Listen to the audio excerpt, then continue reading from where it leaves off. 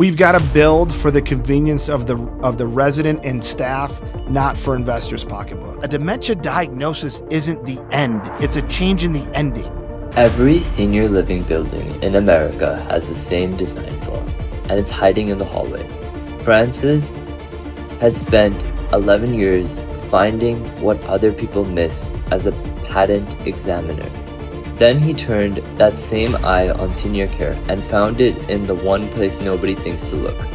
I'm Ashwin Joshi, and today we are architecting the inevitable with the man rebuilding senior living around the flaw everyone else walked past. Francis, the United States now has 61.2 million adults over 65. That is 18% of the country. Demand is rising, but your view is that when families walk into most senior living buildings, they're not just walking to something expensive or outdated, they're walking into a system that's structurally bad at noticing human decline. You studied physics, worked in testing, and then spent more than 11 years as a primary patent examiner at the United States Patent and Trademark Office. You approach senior living like a detection problem.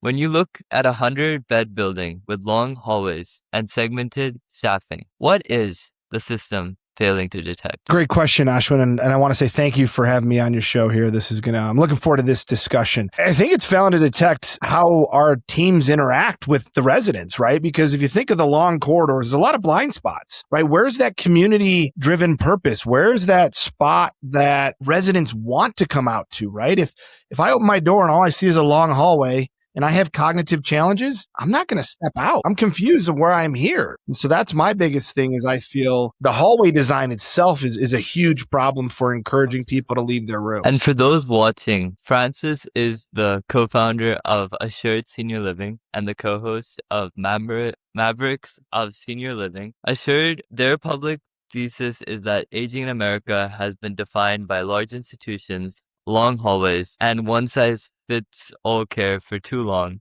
and that small homes create better care, better relationships, and better lives. So this is not some generic conversation about better care. It really is about systems. And Francis, is there anything you want to add to that? Yeah, I mean, I think our system, I love our system. Yes, I'm biased, but I still think our system and the systems we have for aging still need to improve, right? We still need to look at the way we do things, and our system is critically analyzed all the time. At the end of the day, if we're not providing awesome care for our residents and taking really, really good care of our direct care teams, then we have a system breakdown.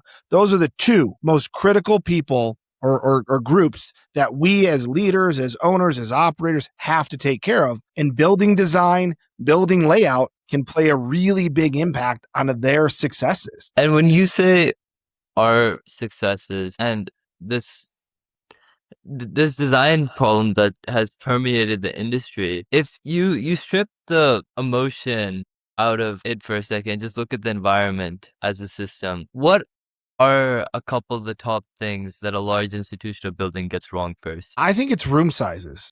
Create these studio type apartments or one bedroom where we assume that's what they want to move from, right? They move from maybe a traditional family home, right, to this 400, 500, 800 foot studio, one bedroom apartment where that's where they're supposed to kind of live. But our model, our belief is their bedroom is just their bedroom. The whole house, the living, the dining, the kitchen, that's where we want them to thrive. But I feel like in sometimes the larger institutions, they get so lost and lonely and isolated in that one bedroom apartment, that one bedroom space, that we're not actually meeting their actual social needs.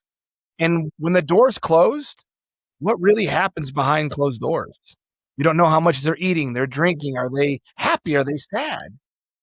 Because it's hard to know that. And if your staffing ratios aren't what ours are, how can you check on everybody consistently enough to make sure they're thriving? Makes me think of, you've argued directly or indirectly that the small home model is really a signal to noise advantage. Walk me through that. What is the signal in resident care that gets lost in a large building? Personally, I think it's your staffing ratios and actually getting to meet your residents in a personalized manner. I'll give you an example. If I have 8 residents in a home with 2 staff members, so that's, 1 to 4 staffing ratio, I can afford, or each resident gets 15 minutes per hour per staff member. A lot can be done in those 15 minutes, right? But now let's say I have a 16 home, or no, let's make my math simple. 20 residents where 1 staff member has to take care of them. How much time do they get per hour? They get what, 3 minutes per hour, right? Let's make that even simpler. Say it's a 1 caregiver for every 12 residents. That's 5 minutes per hour. I can't get somebody to the bathroom and back in 5 minutes if they have, I can't get someone in and out of the shower. You're doing a disservice to both your staff who's running around trying their best, than a resident who needs it to be a little bit slower. Stop for 1 second. Architecture of the inevitable extracts the operational knowledge that never gets shared on a conference panel. The economists, operators, and capital allocators actually building the longevity economy. If that is why you are here, you are exactly who this show is for. Hit subscribe so you never miss what comes next. And if one person in your network needs to hear this, send it to them. Do we have a deal? Every 2 weeks, the sharpest minds in the longevity economy. Let's get back into it. So, if I'm understanding you correctly, yes, the issue is about staffing, but it's also the architecture itself of these larger buildings that creates a delay. And where does that delay hurt the resident most? Well, I think it's when they're in a time of need, right? Let's say they are having a sundowning episode, or they're having a behavior challenge, or they're just confused. If I can intervene faster and redirect sooner, I can de-escalate that much quicker, right?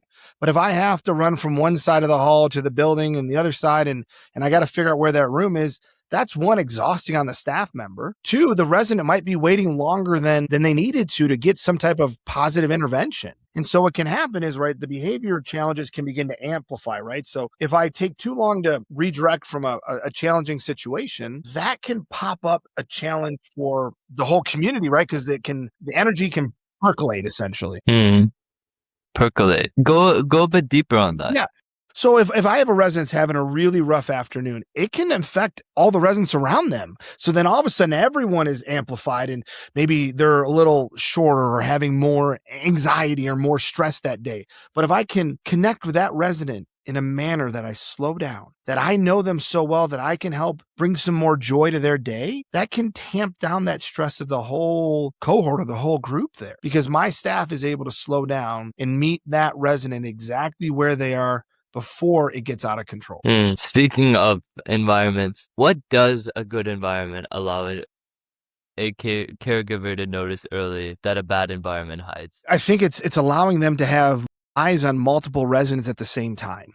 That's really, I think, a huge point of it. Whether they're sitting at the, dining table, whether they're in the common, let's say our living room, right? In our living room setups, you can have 3 or 4 residents having a, let's say a Scrabble game or playing checkers, right? And one staff member can see kind of what's going on, while maybe right in another spot of that living room, there's a couple people doing a art project. It allows that staff member to have multiple eyes on at the same time, but also foster a good community amongst the residents that are navigating this brain change. And what's the first thing a family misunderstands about this whole space when they tour a traditional community? Are you talking about like what they miss about residential care, or do you think more like when they look at more of a traditional larger box type model? A larger box type model. I struggle with this a lot because a lot of our families, we're doing more education around residential assisted living. So a lot of our families do look at larger traditional communities. I think the first is bigger is better. I think that's a really big thing that we run across of, well, they've got more residents around them. They'll be more engaged and more social. There's this assumption that if I'm around 50, 60 other residents, I'm going to be more socially stimulated. Or if they're going to be more engaged with activity because so many residents are going to participate in activities. What we have found is that it takes a staff member to really engage them in that activity. Many residents don't remember it's or don't volunteer, remember, don't want to go to their activities without some type of staff connection, right? A staff reminder of, hey, we're doing bingo, or hey, we're going to do art therapy, or hey, music therapy. If you don't have the staffing capabilities to go essentially get or pull your residents out of their apartments or rooms, you're not going to get any level of engagement. But with our model is their rooms are resting and sleeping. So our team goes and gets them out of their rooms and engages them in this living, the family, the dining area. That's what I think really matters is we're human beings. Whether we're introverts or extroverts, we need socialization. And loneliness and isolation is a problem amongst older adults, amongst a lot of people, right? And you can't foster that in big apartment buildings that people want to stay behind closed doors. Let's go down this thesis of how small homes, this is your public thesis, create better care, better relationships, and better lives. I want to translate that out of mission language and into operating language. What does high touch really mean in a working home on a Tuesday afternoon? Yeah. It means that our direct care team could, like I was at a house yesterday in Aurora. It means that one of our staff members could bake cookies with a resident who loves to bake. And I had one. It was delicious. Like that's the coolest part, right? It's that type of touch is that we've got bakers. We might have artists. We might have people who really have these therapies essentially, right? Which even though they have cognitive challenges with the right guidance and support with our team, they can thrive. Like that's what's really cool is this resident had cognitive impairment. And all it took was a staff member helping her do a little bit of prep work, and she could handle a lot of it. And it was beautiful. Like the staff obviously handled the oven and stuff, but she made and mixed and did all the steps of the cookie. So that's the beauty of it, right? And That is beautiful. the other part is if we're having a resident that's maybe having a really tough day and we know they like to walk, right, or move and shake, we have the ability that sometimes our staff can go take a couple, walk with a couple residents around the neighborhood. So we break that stigma of being behind that locked door and they can walk through the neighborhood and hear kids out playing and see this, this life that they have once lived and maybe can't always remember it, but we can sharpen that journey in a way that brings them back to yesteryears in a positive light. Would you say that type of access, connection, and ability is what makes this so different? Absolutely. If you think about, we host a once a month dementia friendly night at a local restaurant in Castle Rock called Castle Cafe. And that big mission for that is to show not only ourselves, but those living with dementia that a dementia diagnosis isn't the end. It's a change in the ending. And we get so focused on what people can't do instead of focusing on what they can do in a manner that really makes sense and thrives. And, with that dementia friendly night, I've had more families that have attended it come and go, thank you. I haven't felt comfortable going out to dinner in a long time. But my point is we have to educate not only the society on it's okay to live with a challenge. And dementia is just another challenge, albeit a scary one. I get it. But if we empower our families, our loved ones to still do the things they can living with these diagnoses, it's going to be really. Yeah, no, I think it's so informative and amazing what you're doing, as so much of the market still associates the bigger buildings with more professionalism. And how does that make you feel? Now that I'm older, I've been doing this for 16 years. I'm not as turned off by it, right? But I would say early on in my career, I was a little frustrated by it because what would happen is a lot of many points we've had 50 or 60% of our residents have started in more traditional community and it didn't work out for numerous reasons, right? And I would say the level of professionalism that we have is as top as any. I mean, we've got an amazing COO, Stephanie Wood, who worked for a very large national organization, and she has come and really done an amazing work of improving all aspects of what we do because of her expertise. We attract really great talent. And so, I think if the narrative is shifting though, as you saw with our presentation at Nick, right? I mean, It was remarkable. We had really good operators up there with, Low Hornbuckle, right, of Sage Oak, and then George Katarian of blanking out on his company right now, but with George Katarian, who was phenomenal. Their operational skills are phenomenal. And I would say our Our ability to operate multiple scattered sites, small homes is incredible because we have such a great team. There's a lot of logistics involved, and it's not maybe the easy or traditional route, but it's worth it. It's worth it from what we can produce and what we can give back to our residents. When does the environment start to feel like a facility instead of a home? Ooh, that's a great question. I think if you start taking the love out of it, if you start making everything so task-based, right? If everything is so task-based and the staff can't sit for that 15 minutes and hold the resident's hand, if that staff member can't sit and play cards one-on-one, when you take away that human element and everything is so scheduled that there's no randomness to the connection, that's when it becomes institutional. So systemization can often inhibit the connection. Well, if it's too systematic, right? Think about it. If I tell you, Ashwin, you have 7 residents you have to get in the shower, dressed by 8 o'clock. Okay. And you can't take any extra time. That's all you got. You got 60 minutes to to get those 7 up ready for the day. You have to have a system. You can't. Otherwise, you've got, about 8 minutes. You're going to get fired. You get fired, right? If a staff member, I think Lowe said this on the panel, and I echo it to our team. If I walk into a house and a staff member is sitting watching TV or playing cards with a resident,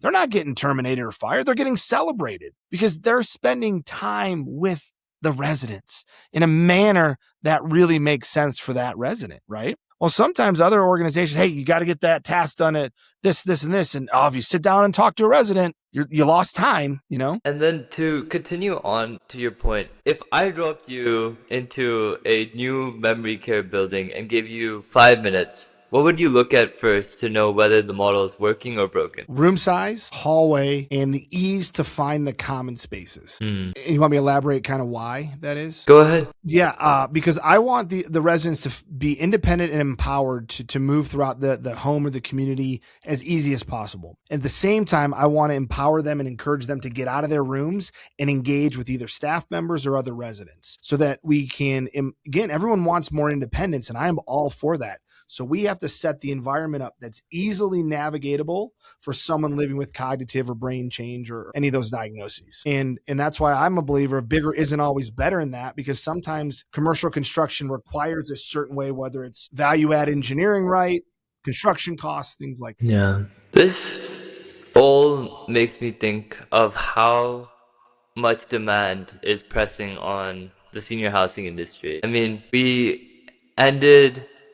I believe we ended 2025 at 89.1% in the primary tract markets for senior housing occupancy and 90% in the secondary tract market. When you see that, what concerns you more? That we do not have enough supply, or that too much of the existing supply is built on the wrong physical model? Ooh, that's a great question. Ooh. That's a loaded question. I think at the end of the day that the type of models are will be dictated by the consumer. So I'm not as concerned about that point yet.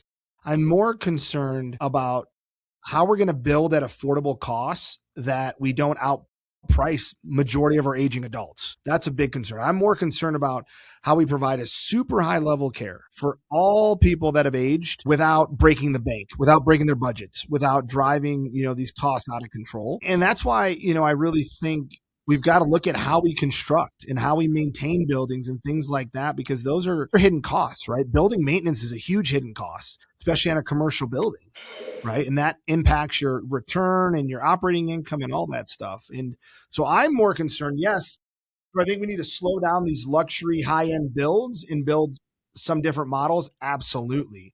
But I think we've really got to tackle the build cost solution along with how we're charging to our older adults on the care they're getting. And if the wrong model keeps getting expanded, what does that do to care quality and staffing over the next decade? I think one, you're pricing a lot of people out, right? You're going to price a lot of people out, and I think you're going to burn out even more caregivers. I think we're going to have a deepening of the caregiver crisis, right? I think you're going to then start to shift that caregiver burden onto families again in a time where it's even harder to be a family caregiver, right? And take care of your own children, and maybe if you have your own grandkids with your mom. I mean, there's a lot there that we're going to start shifting potentially back to the families. And so we're going to start seeing, I think, an even longer waiting to move into some senior living environments because one, the price and the cost might be too high. They don't trust the turnover of staff members. They're tired of seeing high turnover and different staff members every time, right? So I think there's going to be some unintended consequences that we might not even know yet. Yeah, unintended consequences. We'll have to see what happens.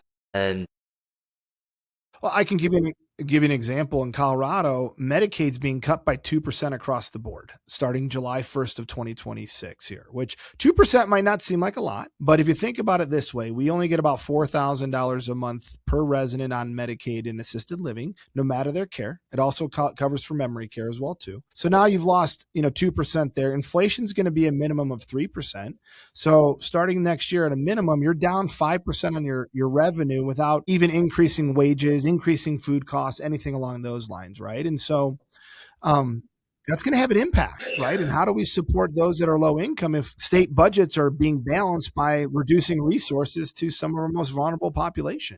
yeah, that you saying this, one of the things that as I researched, your whole argument about overregulation and misaligned reimbursements that are pushing the smaller providers toward the edge. If this continues like this, what do you think happens to the average American? Great question, because it doesn't just affect small operators. In Colorado, we've lost hundreds of beds across the spectrum from big and small that support Medicaid residents. So I think personally you'll have a crisis of older adults who are essentially homeless. You're doing a real big disservice to them because they're priced out of the high end market, right? Your very high end 11, 12, 13,000 a month, senior living. That middle market, they can't quite get to it, maybe 5 or 7,000 a month, right? And if you're squishing those Medicaid beds, where do they go? Sadly, they're going to Where do they go? right? And I'll throw this at you that we've seen a lot lately is people start in these very high end, communities, maybe a husband and wife, and they're spending 12, 13, 14, $15,000 a year, right? For not a lot of care because they're not at that point. We've had more calls to our inquiries asking, hey, I just found out this community doesn't take Medicaid. We're going to be out of money in the next 60, 90 days. They said we can't stay here. Will you guys accept us? And many times we try to make it work, even though we prefer what we call like a year or two Medicaid spend down of private pay because Medicaid reimburses really low for what we do, but we still will try to find a way to make it work in that short period. We're having people spend so much money so fast for not a lot of care that when care actually matters, the money isn't there for them. And so either having one of two options, going to a nursing home, right, which is your traditional clinical setting, or kind of being stuck in this no man's land. In your walk me through like one of your homes, what is the staffing ratios and what does it look like for who is in the building? More times than not, it's a 1 to 4 or 1 to 5, depending on if we have 8 or 10 residents, right? So we're somewhere in that range. Overnight is usually 1 to 8 or we'll have 2 if it's a higher acuity home. So again, and then in that model, we have about 8 to 10 residents typically in a house, right? And so the staff has, there's a flow to the day where we have a more of a rolling type breakfast type model, and then lunch is community type dining, and then dinner the same. We have structured snacks if they want throughout the day, but we also have a kind of an open kitchen. So if a resident wakes up in the middle of the night and wants a peanut butter and jelly sandwich and a glass of milk, our staff is awake to be then to help them do that or get it for them, right? And a lot of times our deep clean and meal prep and stuff's done overnight. So the staff has time to sit with a resident that might wake up in the middle of the night and needs a little just TLC. And as we think about staffing regulations, where do regulations sound safe on paper but make life worse in practice? So I'm all for having good regulations. So I'm going to start with that. However, I'm not for having arduous regulations that don't benefit those we serve. And I think what happens a lot of times is we have a couple bad actors, right? And instead of getting rid of those bad actors faster, we overregulate because of 2 bad incidences, which should have never happened. I agree. But at the same time, if we would have just prevented them from operating further or forced some other action against them, we wouldn't have to have these regulations for the other 99% that are really striving hard to do it the right way. And so what I think happens a lot that people don't understand is you need more administrative help in managing regulations, which takes dollars away from either your direct care team or from your residents, right? And our belief at Assured is the two most critical people we need to put as much dollars to is our residents and our direct care team. And so we try to find ways to augment with technology in areas we can for our back office stuff, right? So our team has more time to love on residents. And if the state says it wants affordability, but the rules make it harder to deliver, what is the real outcome? Real outcome is you're not getting any affordability, period. You're not, as I tell my kids, I got 3 kids, and I tell them, look, your actions speak louder than words, period.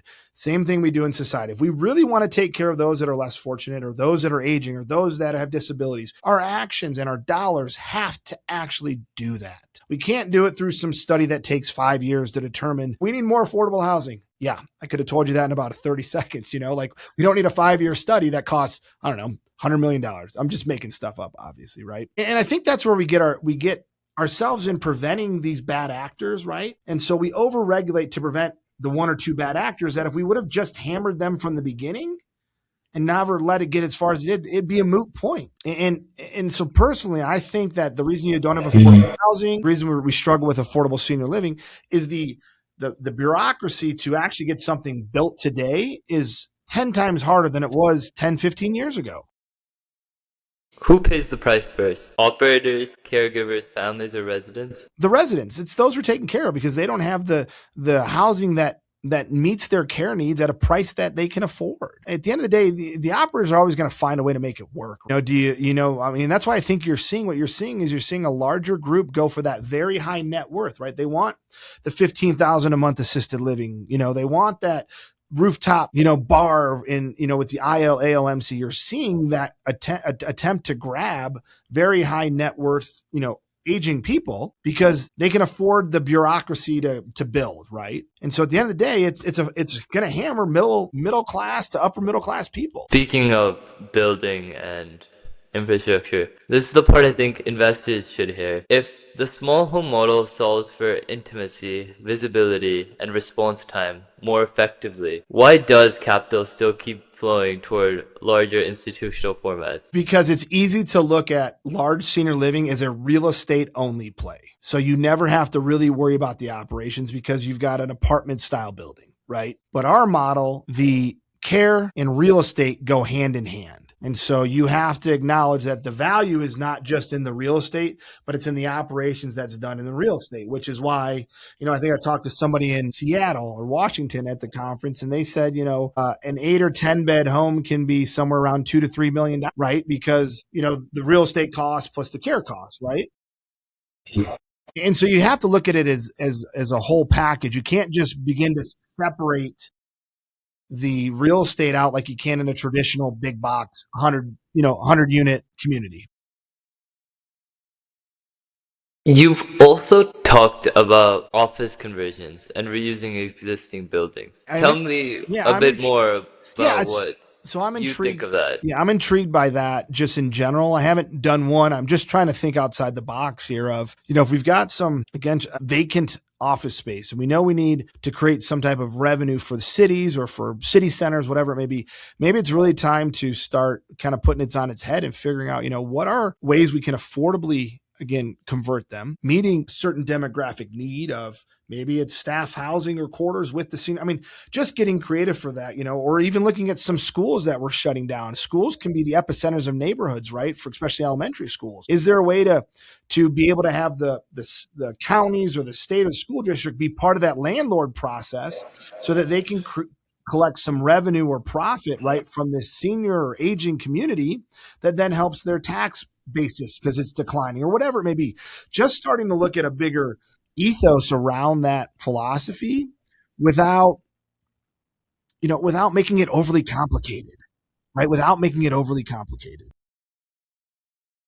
And what does designing for dignity actually change in the pro forma? Well, for our pro forma, it makes it only stronger. I've seen a lot of pro formas. I've seen a lot of actual P&Ls, and our P&Ls are very strong comparative to some of the more traditional models. I honestly think if you do it the right way and for the right reason, you're going to have great results. And you've got to figure out a way to not overbuild your cost of your real estate because that's your biggest, besides staffing, from what I've seen for larger communities, the real estate costs are extremely high. While our real estate costs are really well controlled, our extremely high cost is our staff, right? but the staff is who's giving to our residents. So it makes sense, right, that we have high staffing costs. When you mentioned great results specific, how does a better floor plan actually change staffing, consistency, workload, and resident outcomes? So we've had staff members with us, I think on average 4 to 5 years at a direct care. I think our longest tenured staff member is 15 years in direct care, which is unheard of, right? And then I'll give you an example. And you've been around for how many years? Was almost 20 now, I think. 15, almost 20. Yeah. I mean, so I think our average right now is about 4.5 to 5 years, I want to say, is our average length of staff member. I'll give you an example that we see a lot. We see a resident that has some advanced sundowning come from a larger, more traditional community. And, they're all over the map, and, they're high behaviors, high challenges. They get in our environment, which is smaller and calmer. And not all, but a lot of those challenges dissipate because the environment is set where it's not as many people, right? So you don't have that energy of 20 people living with brain change. And then you also then have staff members who are super consistent, who get to know and get ahead of the care needs. So they're very proactive with the residents, right? And that I think is really important, is when you have staff member that's super consistent, they know those nuances of the residents. They know what, Jim might like for a snack at 2:00 when he's having a bad day. They don't have to look it up in a book, right? Even though we have it charted, they know them so well. They need to look at the charts and take that time. They can just engage right then, right there. Very informative. And you've built around real-time information through CareNext Dion. So no, we actually have switched now. We use this app called Serenity Smart. CareNext was something we tried years ago, and we use this app called Serenity Smart. It's a HIPAA-compliant communication app that is like Slack for senior living, and every one of our houses has a channel on that, and then under that house is all the residents, and then some other admin staff. We have repairs, maintenance, all, staff channels only. But what's really powerful is every resident has their own channel, and our direct care team and our leadership team and everybody in between is on that channel. And we put live updates and text to families. Whoever's on that channel gets to see how the day went, and they can ask questions right then and there. And our direct care team, who does a lot of the hands-on care, will respond. So you're not getting it filtered. You're getting authentic, truthful information about how your loved one's doing from our direct care team. Incredible. And as you start to wrap up these closing questions, you've publicly asked a simple question. What if we did this differently? Correct. I want to stay there. Okay. When you look at senior living right now, what assumption do you think is most overdue to die? Bigger is better. And what assumption do you think families still hold on to that actively hurts them? Big, well-known brand provides better care. And if Francis from the patent office had to audit senior living like a broken system, what would his final note in the file say? We've got to build for the convenience of the resident and staff, not for investors' pocketbooks. And now to our rapid fire section. Yeah, okay. Short answers only. Yes, sir. Understood. I got it. I understand the assignment. So, my wife has me. There we go. What is one design feature almost every memory care building gets wrong? The hallways, the length of the hallways and the confusion of the hallways. What is the first non-obvious sign a floor plan is failing staff? The hustle they have to have between residents. What is one regulation that sounds safe but actually makes care worse? Delayed egresses on memory care units. For those of watching who don't know what an egress is. Egress is any door to the outside. In some states, you have to, if you hold that door down for 15 or 30 seconds, the magnetic lock pops. So I think that area in some states, in some counties, prevent a problem for unnecessary elopements or walkabouts. What is the hidden cost most investors miss when they underwrite institutional memory care? Long-term building maintenance. What should a family notice in the first 5 minutes of a tour that tells them the model is broken? The number of residents that are out of their rooms. What is the single biggest thing large senior living operators still do not understand about the small home model? The number of residents within a memory care unit. They try to push those to 25 to 30. Quick answers. Love it. Hey, you told me quick, man. Francis, we end every episode with something we call the inheritance truth. Okay. This is a repository I'm building for my future children and the next generation of leaders. Mm-hmm. You spent years at the intersection of physics, patent law, and senior care. What is the one technical truth you would mandate your children learn so they can survive the system collapse the rest of the world is choosing to ignore? System collapse. I love that phrase. Your gut is right more often than not. Francis, thank you. I'm really happy that, yes, we talked about care, but we also talked about what happens when design, economics, and dignity finally get audited at the same time. No, this is, I mean, like I said, we had a great couple conversations at Nick, and I really appreciate, meeting you, happen chance there. And I love kind of where your passion is and what you are doing here with some of your, research and ideas and things like that. So we need more people just like, you to push the envelope on ask these hard questions, right? Really start to get to how we can help each other grow, right? It's at the end of the day, that's what it is. Cheers to growth. It's absolutely.